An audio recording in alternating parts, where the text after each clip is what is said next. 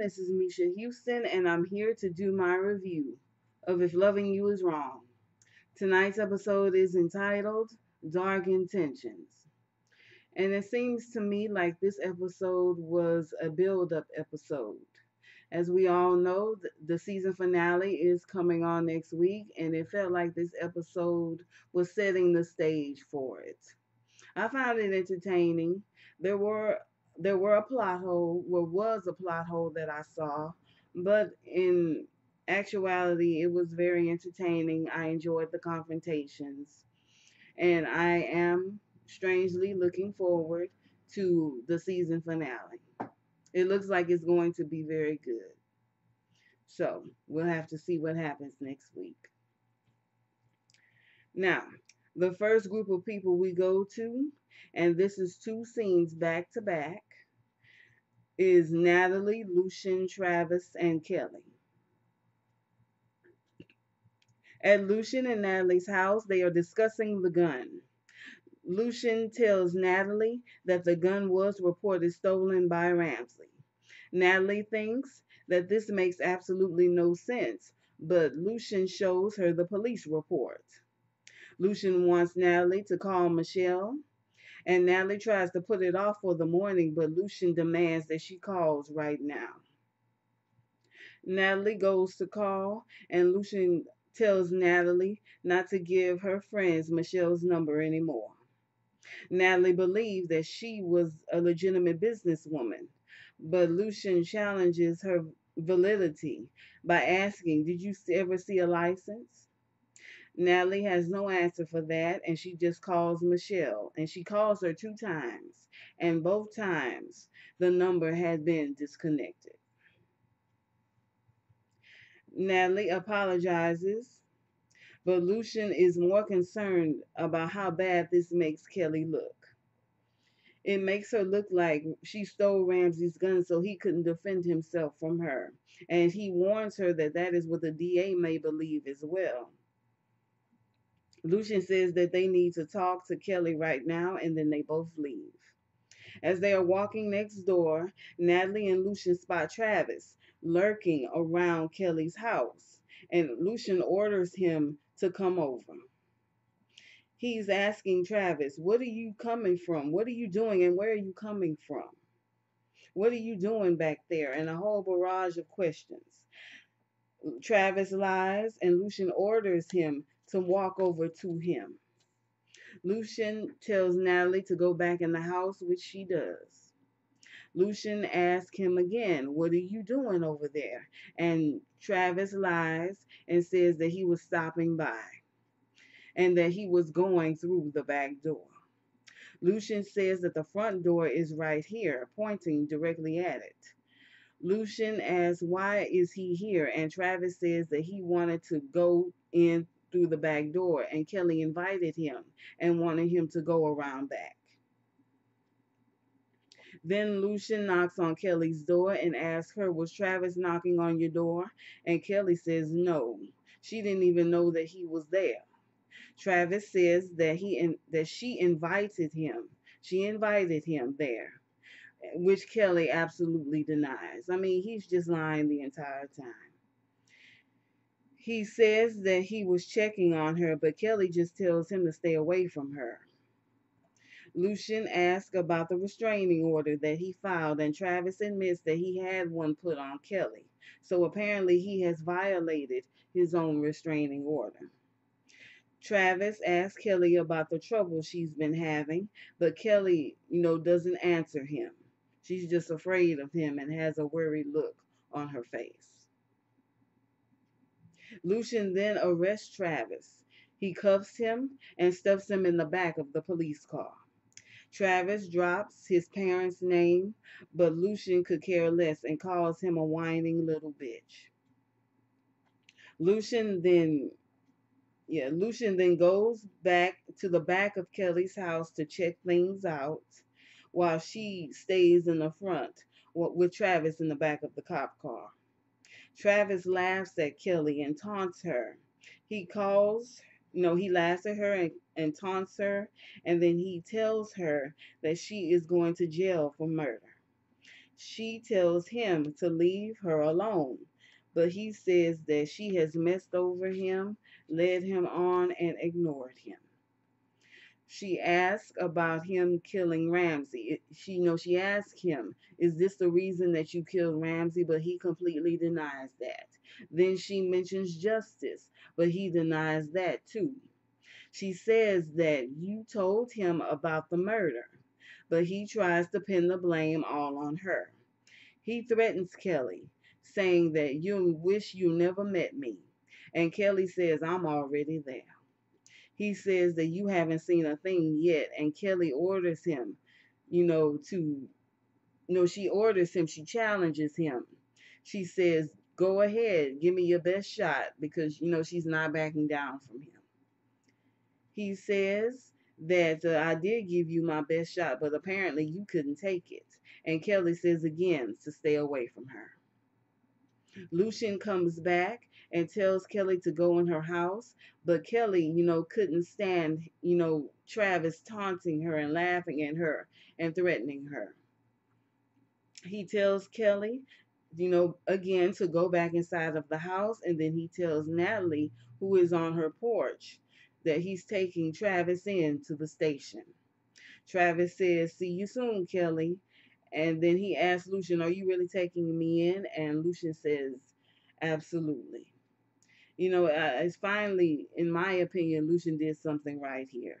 He's finally, doing something that pleased me. Because, in the last few episodes, he hasn't really done much of anything about any of the problems. And he's finally, showed a little initiative, showed that he wanted to do something about it, and he arrested Travis. So I'm proud of him for that. Now, the next two people we go to is Stephen and Esperanza. Stephen is waiting outside of Esperanza's house. He says that he's there to check on her, but she rebuffs him, saying that I already have one crazy ex popping up, and I don't need another one. She says that, no, he says that he is there to apologize. She appreciates him coming by, but she just wants him to go. Stephen mentions Eddie being upset, but she knows that he would never, hurt her or mistreat her. So there is pretty much no worry there. She tries to get him to leave again, but he asks to come in to help her clean up. She complains that he destroyed her house and he apologizes, but he says that Eddie was the one who started it. She asks if this is a ploy to get in the house, for more sex and more loving. He says that he doesn't know how it happened. And then he asks her, "Did you plan this?" And then he retracts his statement saying that this was totally stupid. She tells him to leave again, but he still asks to come in. And he admits that he finds her amazing and found the sex amazing. And he wants to finish what they started. She says that we know nothing about each other. She asks him for her birth date, and he guesses correctly June 11th. Then she asks about her favorite color, and he says that she does not have one. He confesses to watching her, but she finds it a little bit creepy. He gets her to admit that she enjoyed all of the flirting around the station. She admits that she smiled from it and she, was flattered by it. And Stephen wants to admit that she likes it just as much as he did. She says that we really don't know a thing about each other and we just work together. He asks to come in again, but then she tells him that purple was her favorite color because of his boxer shorts. She walks away while he asks again, can he please come in? It was a decent enough scene, but it just kind of felt like a filler scene. And plus, this flirtation around the station, it only happened one time that I can remember. So, in my opinion, putting Esperanza with Steven doesn't have a good foundation to begin with because I only heard him give her one compliment. But apparently, in the story, this has been going on for months. But throughout the seasons, I've only seen him flirt with her one full time, and that's it. So, that's kind of where, one of my plot holes I found. So I mean it's fine. I don't mind them being together, but I just felt like there wasn't much of a foundation to have them together in the first place. Now, the next two people we go to is Natalie and Kelly. Natalie goes by Kelly and tells her the bad news. She tells Kelly that the gun was stolen, and Kelly immediately freaks out. And Natalie apologizes, profusely. She thought that the woman was legitimate. Kelly wants to call Michelle right now, but Natalie says that her phone number was disconnected. Then Natalie tells Kelly that the gun was stolen from Ramsey. Kelly says that this makes no sense, and Natalie agrees with that. Kelly asks how she got her hands on the gun. How did she get her hands on a stolen gun and Ramsey's stolen gun? She asked, did Kelly know Travis? No, she asked, did Michelle know Travis? And where is she going to find her? Where did you find this woman? Natalie says that she's my around the way girl. And Kelly berates Natalie, saying that your around the way girl just set your girl up. Natalie apologizes and promises to go over to Michelle's house. Kelly is freaking out and she's saying that this is not good. And it's not good. It just seems like this never ends. And I am hoping next week that they give me an ending to this ridiculous storyline. It's just ridiculous how Travis and Randall and Ed acts. It's just ridiculous. Now, the next two people we go to is my favorite couple, Ian and Marcy.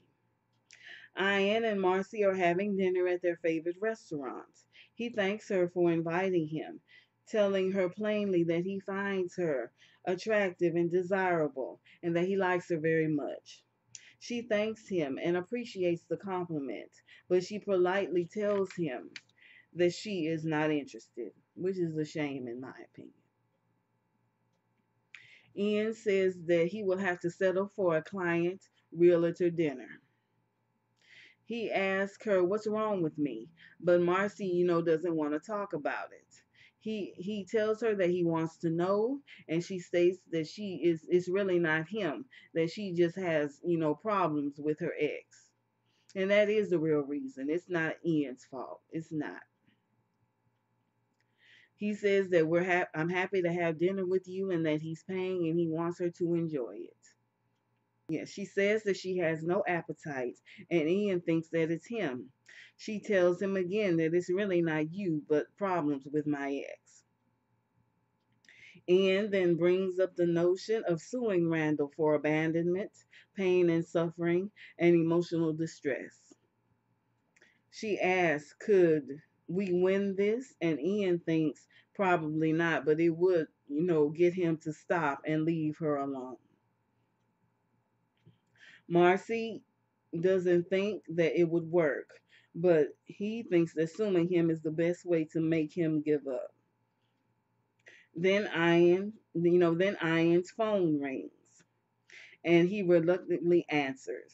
It's one of his rich clients. He obviously doesn't want to leave dinner, but Larry is listed MIA. He says that he will call later because it's just most likely some spoiled rich brat that's constantly getting into trouble. He hates leaving, but the client's family is paying the firm really well. He says he doesn't want to go, but since he has to go, he would like to have a toast. But Marcy says that we can't toast with water because it seemed to be bad luck. He says, okay, no toast, and then he calls for the waiter. It's really sad that they couldn't, have Ian and Marcy together because I really enjoyed every one of their conversations. And I mean, it's just sad. It's something always in the way of these people being happy. And it's just sad. The next two scenes, back to back, belong to Travis, Lucian, Ed, Steven, and Ian. Lucian drags Travis into the police station down for questioning. He complains about needing a phone call but says that he's already had one. Lucian sits him down and he taunts Lucian by saying, "Oh, you're really tough with these cuffs on." Then Eddie walks in, complaining to Lucian that he knew that Stephen was with Esperanza. But Lucian just wants him out of his face. But and then Eddie says, "I'm not getting out of your face. This doesn't sit right with me." Lucian could care less about any of this. Lucian tells Eddie that Esperanza is not with him, but Eddie disagrees. He says that he has his tattoo all over that broad. Lucian thinks that he's crazy, and Eddie confirms that he is crazy. Lucian then points at Travis, calling him a stalker, and tells him that if Eddie goes on with all of this, he can become a stalker too. And he may be in that chair in handcuffs very soon. Eddie says that he was already there, in that chair. Lucian threatens him, saying that maybe I should just add new charges, onto your old ones if you keep this up. Eddie is not worried, saying that he'll get those charges dropped too. Lucian orders Ed out of his face, but Eddie refuses to move. He promises that he's leaving right along with Stephen for a little ride, threatening his life. Lucian brings up Ed pulling another Andrew and says, "You better know what you're doing." Eddie pins Andrew's disappearance on Rusty, saying that he's dead and gone and there's nothing to be done. Then Ed goes into the cartel, drama. And Eddie tells Lucian that he needs to have some memory loss on that subject. Then Eddie threatens Steven to Lucian, saying that if he lays with Esperanza again, it'll be his ass. Then Steven walks in and they get into it. Eddie tells Steven to watch your back, you punk. But Steven teases, saying that I would rather watch Esperanza's. Eddie says he loves his jokes, and Steven replies that maybe you should just keep on smiling. Yeah. Eddie says that I am saving all of my urine to piss on your grave. And Steven says, not if I bury you first. Eddie says, then come on and make a move because I've been waiting. Steven says that you keep coming at Esperanza and I will make a move. Then Eddie confesses that he's been on Esperanza since she was 17 years old. 17 years old. And that he'll never stop coming at her. Eddie challenges him, saying that just tell me, where you want to be, and we can finish this man to man. Stephen gloats, saying that he came from Esperanza's house and then I plan to be on my way back there later on. Eddie says that I'll meet you over there. And know this, only one of us is walking away alive. Then Lucian comes back, breaks them up, and Stephen and Eddie goes back, goes one way and the other one goes the other. Afterwards, Lucian and Travis, get into it with each other. Lucian interrogates Travis about his harassment of Kelly. Lucian asks, what was he doing there? But Travis says nothing and that he wants his lawyer. Lucian then asks him a series of questions. Why are you doing this to her? Why are you stalking her? So is she the one lying? And so forth and so on. But he lies and he denies it and then he opines it throughout the entire barrage of questions. He just lies and lies and lies. Lucian promises him that he will nail him for his crimes. Travis hides behind his rich parents, his position in the church, the Ten Commandments, thou shalt not kill, and so on and so forth. But Lucian is not fooled by any of it. Lucian asks, how did you take down Ramsey? But Travis lies, his normal pack of lies, and he just refuses to answer the questions, and he just tries to lie his way out of this and buy himself some time. Then Ian walks in as his lawyer for Donovan Kane. Lucian tells him that this young man's name is Travis Kane, the one that's been harassing Kelly. Eh, Ian apologizes to Lucian, saying that he can't be Kelly's attorney anymore or anyone in the firm. Travis's family, has them on retainer and is paying them a lot of money. And so he has no choice but to drop Kelly as a client. Stephen uncuffs Travis, and Ian ushers him out of the police station, with Lucian furious about it, Ian apologizing, and Travis laughing and gloating. So, Ian apparently, is a shyster like I always thought he would be, and he's selling Kelly down the river, pretty much for the money. Okay, what's next? What's next? The next three people we go to is Alex, Brad, and Eddie. And this is another scene with two scenes back to back.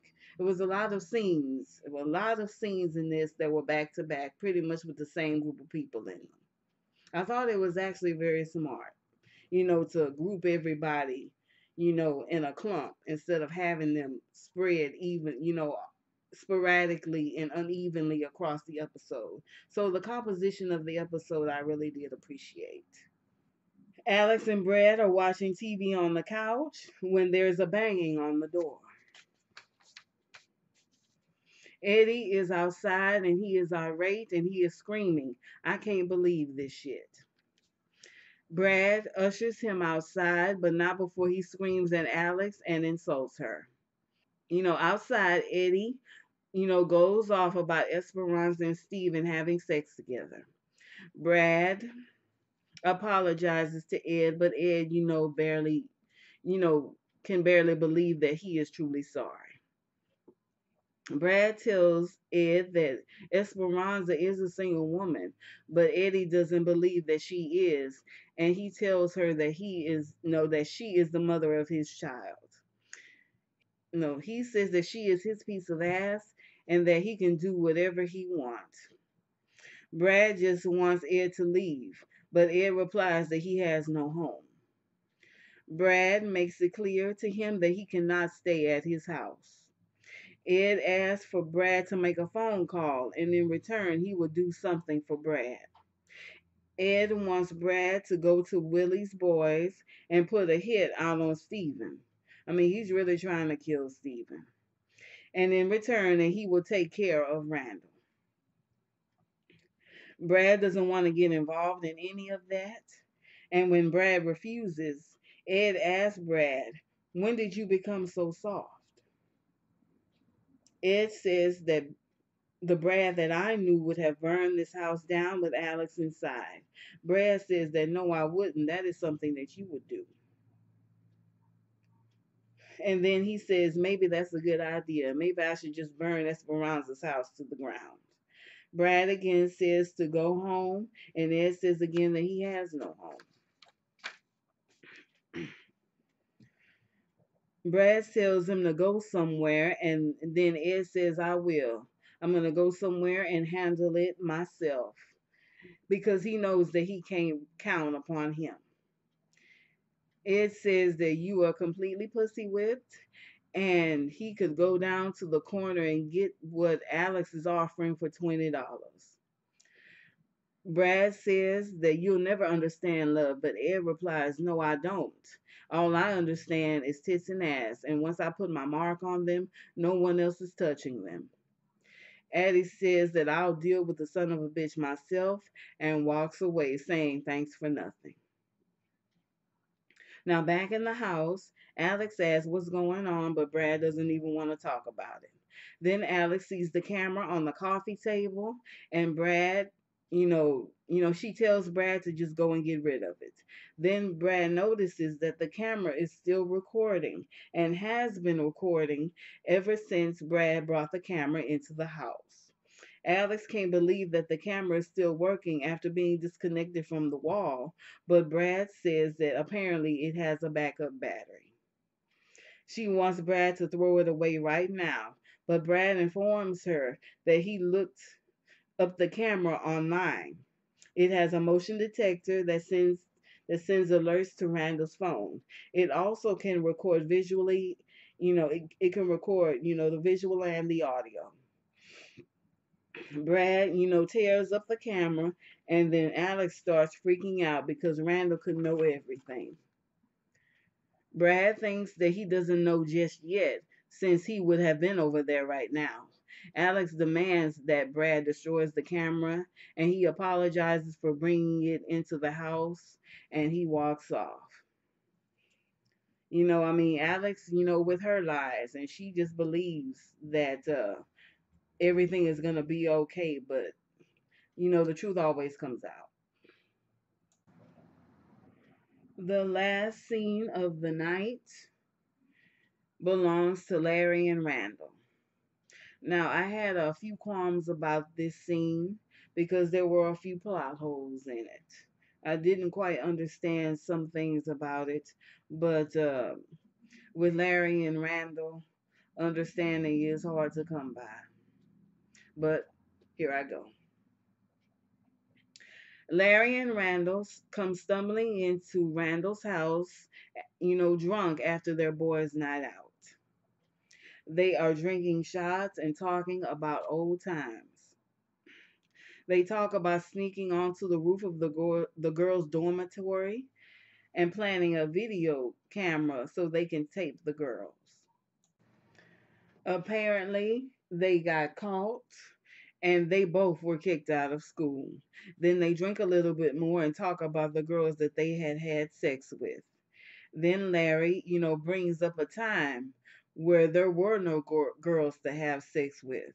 So apparently, I believe that Randall and Larry, did sleep with each other in college. And normally, I wouldn't have a problem with that. But when it comes to Randall and Larry, it's just too sleazy for me to accept. It's just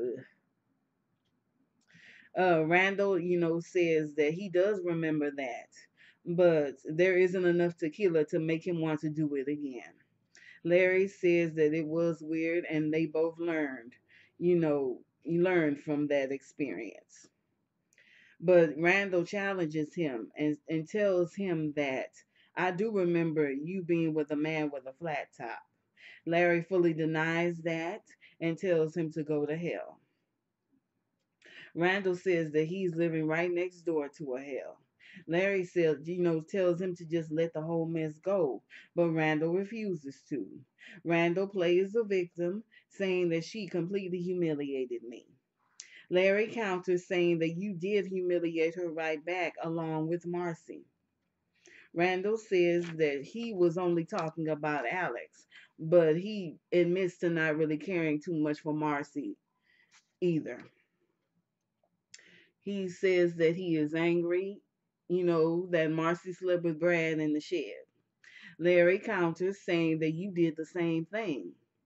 Randall, gets upset, but Larry just wants him to let it go and move on with his life. He says that he's a good looking man and there would be many women who would want him. Randall says that he only wants Alex and Marcy to suffer. Larry says, how long is this going to go on for? And Randall says, until he is satisfied. Larry says that Marcy loves you. And then Randall says, oh, she loves me so much because that she slept with Brad in the shed and moved in with him. And Larry says she only did those things because she was hurt. Randall says, well, if she's hurt, then one good hurt deserves another. Larry asks him, when does this hurt end? And Randall replies that, when she is on her knees. Larry, being the drunk fool that he is and completely inappropriate, says that she has been through so much and that she's pregnant. Randall is shocked by what he has heard and he asks him, "What did you say?" And that's where the episode ends. Thank you very much for watching my review. Next week is the season finale, and the episode will be entitled Chains, Guns, and Automobiles. Tonight's MVP of the episode was Lushion. I thought Lushion, did a wonderful thing in arresting Travis, and I think it was a good move. I think it was the right thing to do in the long run. So, for that, I have named him my MVP of the episode, and he will be in my thumbnail. Thank you once again for watching my video, and come back next week, if you like the video. If you do like the video, make sure you subscribe and you like and comment and share this video. And I will be back next week. So, thank you so much for watching. Enjoy your life as I do, and have a wonderful, wonderful day. Thank you so much. You